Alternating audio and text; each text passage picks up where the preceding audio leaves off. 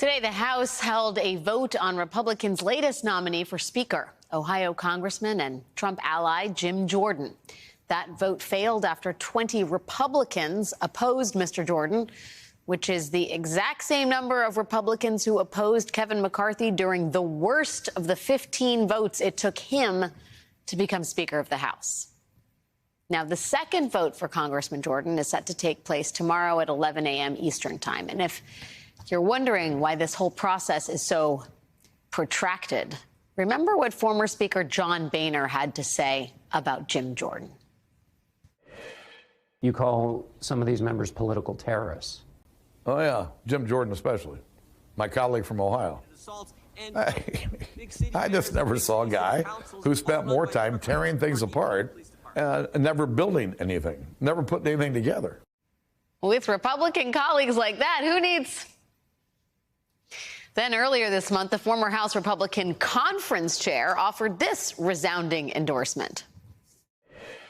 Jim Jordan knew more about what Donald Trump had planned for January 6th than any other member of the House of Representatives. And if the Republicans decide that Jim Jordan should be the Speaker of the House, there would no longer be any possible way to argue that a group of elected Republicans could be counted on to defend the Constitution. There is no member of Congress more associated with Trump's plot to overturn the 2020 election than Jim Jordan. Remember the day before the January 6th attack, Jim Jordan forwarded a message to White House Chief of Staff Mark Meadows outlining a legal theory for why Mike Pence should not certify the election. Congressman Jordan then voted against certifying that election even after the insurrection at the Capitol. And then he struggled to explain just how much contact he had had that day with President Trump. Yes or no, did you speak with President Trump on January 6th? Yeah, I mean, I spoke with the president last week. I speak with the president all the time. I spoke with him on January 6th. I mean, I talk with President Trump all the time, and that's I don't think that's unusual. On January 6th, did you speak with him before, during, or after the Capitol was attacked? I don't know if I spoke with him in the morning or not. I just don't know. I'd have to go back and I mean, I don't know that when those conversations happened. But what I know is I spoke with him all the time. Jim Jordan, a person in Congress, then defied a congressional subpoena from the January 6th committee where he might have had to elaborate on that answer under oath. Since Trump left office, Congressman Jordan has been the vanguard of Republican efforts to discredit the investigations into Trump. He chaired the House Republicans subcommittee on the weaponization of the federal government, which has so far failed to turn up any evidence that the federal government is being weaponized. He has tried to inject himself into the state cases against Donald Trump by badgering district attorneys Alvin Bragg and Fani Willis for information, despite having no authority over state prosecutors. As the New York Times' Jamelle Bouie writes today about Mr. Jordan, once again, Republicans are confronted with a deeply transgressive figure with open contempt for the institutions of American democracy, flawed as they may be. Once again, Republicans swear they'll resist his ascent. Once again, Republicans cave, more fearful of losing a primary or coming in from criticism from conservative media than they are of virtually anything else. And each time they cave, these Republicans make the situation a little worse for themselves and for the country. Joining me now is the author of that, Jamelle Bouie, New York Times opinion columnist. Jamelle, thank you for being here tonight. The latest news is that Jim Jordan had to postpone this second vote because it looked like he might be getting even fewer votes of support than he did in the first round. How do you read that in the context of the broader Republican push to avoid personal peril and put whoever in charge of the speakership? I think it is interesting that there are still enough Republicans who are sort of unwilling to vote for Jordan. He's alienated enough people. His tactics for this vote today were very hardball, and that may have not done him any favors. I think it's interesting that there's still enough Republicans unwilling to bend to that. But what is also interesting is how these same Republicans are not willing to do what seems to me to be the easy solution to this problem of not having a Speaker of the House, which is just finding some acceptable moderate-ish Republican that Democrats can vote for to be Speaker. Figure out some deal that people get to keep their committee assignments.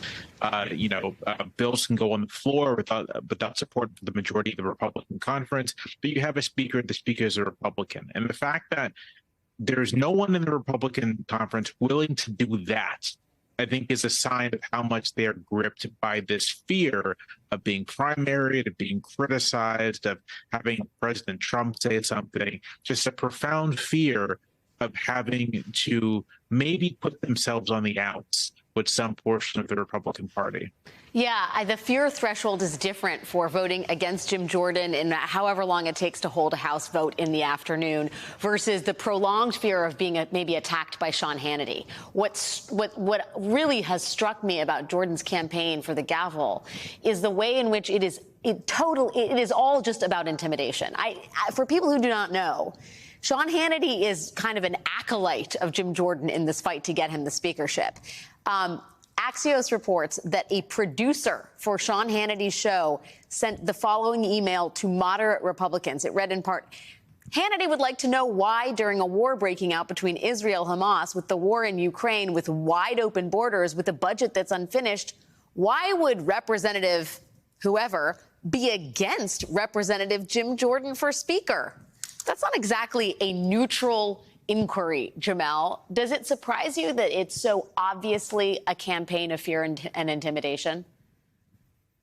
It surprised me a little in that this generally isn't how campaigns for the speakership go, right? The whole point of being House Speaker is that you're able to lead your majority, count votes, deliver legislation, all these things. And that sort of intention, like that job is intention with exercising this sort of like these sort of strong arm tactics that are threatening your colleagues with like political harm if they don't vote for you. You can't really do both at the same time.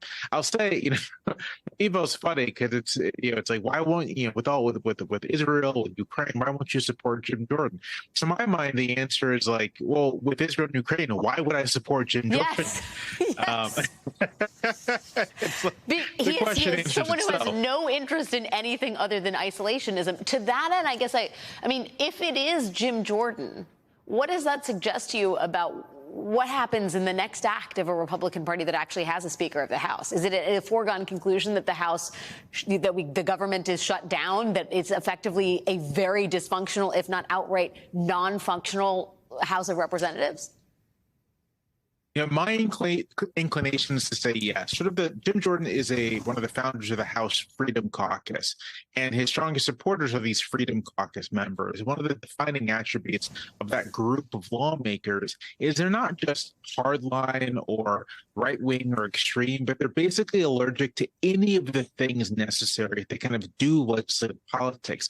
They don't compromise. They don't, even amongst themselves, really, they don't compromise. They don't engage in deliberation. They don't do anything that would allow one to run an institution like the House. So my expectation would be that if Jim Jordan becomes Speaker, we're in for a roller coaster of dysfunction, because these are precisely the kind of people who, by disposition and habit, are unable to do the kinds of things necessary to just run the place smoothly. And there's a cost to that, though, too, right? The Speaker of the House, more than anybody, should be aware of the number of votes he has in his corner. And dysfunction does not breed a second term of Congress where you hold the Speaker's gavel, right? The irony is the more dysfunctional, the more the Jordan agenda is enacted, whatever that is, the less likely there will be that Jordan will have an agenda or even the Speaker's gavel after the next election, right? Right. I don't see a world in which Jim Jordan becomes Speaker and then is able to hold on to this for all that long, in part because of the tactics employed, in part because of everything leading up to this situation, the tactics employed against Kevin McCarthy. It's sort of everything about this suggests that whoever holds the spot has a pretty tenuous grasp on everything. I think we should mention, it's important to mention as well, that Jim Jordan is, and you mentioned this earlier, Jim Jordan is like an arch insurrectionist, right? So in addition to everything else, we have the situation where if you become Speaker, I believe third in the line of presidential succession is someone who actively tried to overturn constitutional government on behalf of Donald Trump. But that is also, to put it lightly, very disturbing.